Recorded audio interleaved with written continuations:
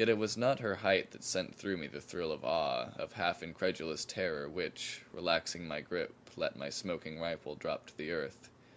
Nor was it that about her proud head a cloud of shining tresses swirled and pennoned like a misty banner of woven copper flames. No, nor that through her veils her body gleamed faint radiance. It was her eyes, her great wide eyes, whose clear depths were like pools of living starfires. They shone from her white face, not phosphorescent, not merely lucent and light-reflecting, but as though they themselves were sources of the cold white flames of far stars, and as calm as those stars themselves. And in that face, although as yet I could distinguish nothing but the eyes, I sensed something unearthly. "God," whispered Ventnor, "what is she?" The woman stepped from the crevice. Not 50 feet from her were Ruth and Drake and Chiu Ming. Their rigid attitudes revealed the same shock of awe that had momentarily paralyzed me. She looked at them, beckoned them. I saw the two walk toward her, Chiu Ming hang back. The great eyes fell upon Ventnor and myself. She raised a hand, motioned us to approach. I turned. There stood the host that had poured down the mountain road. Horsemen, spearsmen, pikemen, a full 1,000 of them. At my right were the scattered company that had come from the tunnel entrance, 60 or more. There seemed a spell upon them. They stood in silence, like automatons, only their fiercely staring eyes showing that they were alive. "Quick," breathed Ventnor. We ran toward her who had checked death even while its jaws were closing upon us. Before we had gone halfway, as though our flight had broken whatever bonds had bound them, a clamor arose from the host, a wild shouting, a clanging of swords on shields. I shot a glance behind. They were in motion, advancing slowly, hesitatingly as yet. But I knew that soon that hesitation would pass, that they would sweep down upon us, engulf us. "To the crevice!" I shouted to Drake. He paid no heed to me, nor did Ruth. Their gaze fastened upon the swathed woman. Ventnor's hand shot out, gripped my shoulder, halted me. She had thrown up her head. The cloudy, metallic hair billowed as though wind had blown it. From the lifted throat came a low, a vibrant cry, harmonious, weirdly disquieting, golden and sweet, and laden with the eerie, minor wailings of the Blue Valley's night, the dragoned chamber.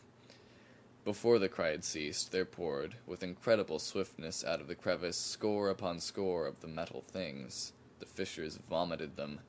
Globes and cubes and pyramids, not small like those of the ruins, but shapes all of 4 feet high, dully lustrous, and deep within that luster the myriads of tiny points of light like unwinking, staring eyes.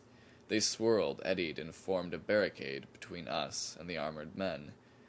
Down upon them poured a shower of arrows from the soldiers. I heard the shouts of their captains. They rushed. They had courage, those men, yes. Again came the woman's cry, golden, peremptory.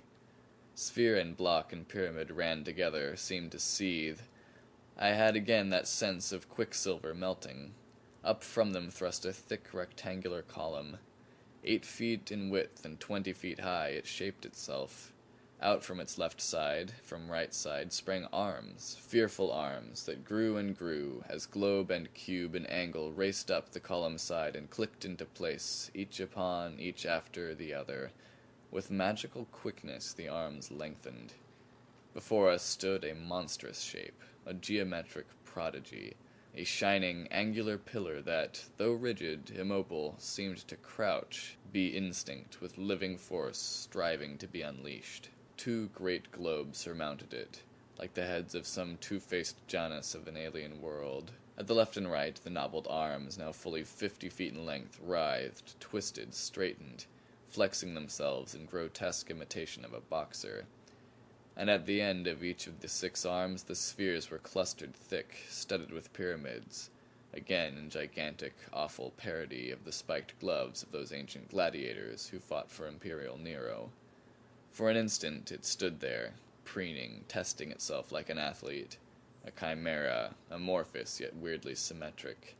Under the darkening sky, in the green of the hollow, the armored hosts frozen before it. And then it struck. Out flashed 2 of the arms with a glancing motion, with appalling force. They sliced into the close-packed forward ranks of the armored men, cut out of them two great gaps. Sickened, I saw fragments of man and horse fly. Another arm javelined from its place like a flying snake, clicked at the end of another, became 100-foot chain which swirled like a flail through the huddling mass. Down upon a knot of the soldiers with a straightforward blow drove a third arm, driving through them like a giant punch.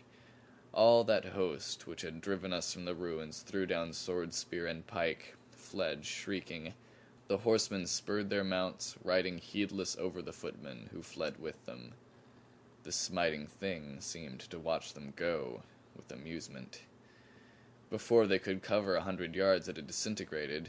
I heard the little wailing sounds. Then behind the fleeing men, close behind them, rose the angled pillar. Into place sprang the flexing arms, and again it took its toll of them.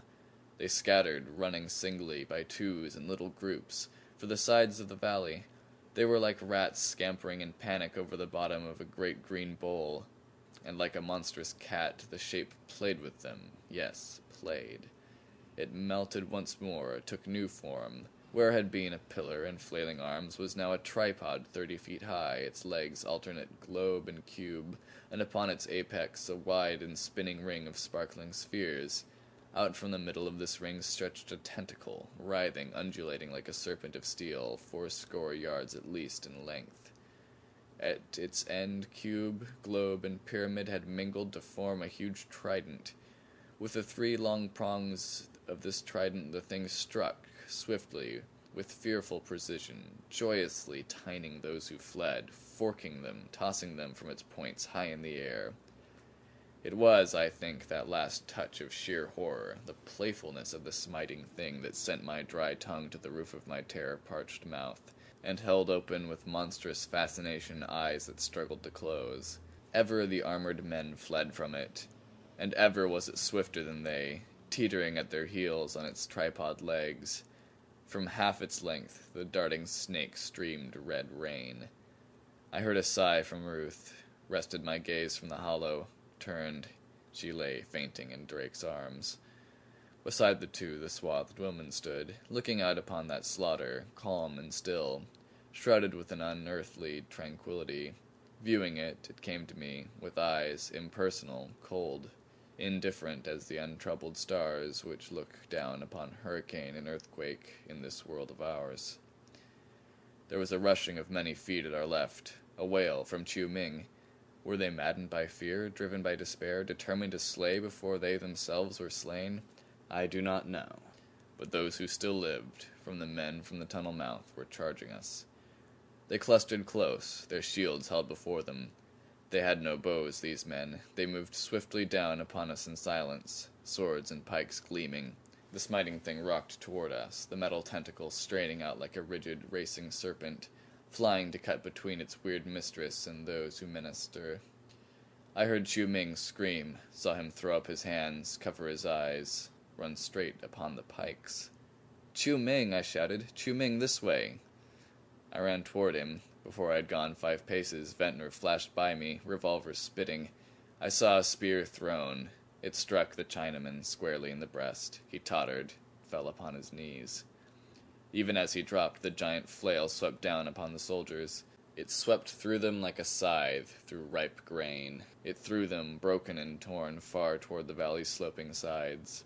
It left only fragments that bore no semblance to men. Ventnor was at Chiu Ming's head. I dropped beside him. There was a crimson froth upon his lips. "I thought that Shinji was about to slay us," he whispered. "Fear blinded me." His head dropped. His body quivered, lay still. We arose, looked about us dazedly. At the side of the crevice stood the woman, her gaze resting upon Drake, his arms about Ruth, her head hidden on his breast. The valley was empty, save for the huddled heaps that dotted it. High up on the mountain path a score of figures crept, all that were left of those who but a little before had streamed down to take us captive or to slay. High up in the darkening heavens the Lammergeiers, the winged scavengers of the Himalayas, were gathering. The woman lifted her hand, beckoned us once more. Slowly we walked toward her, stood before her. The great clear eyes searched us. but no more intently than our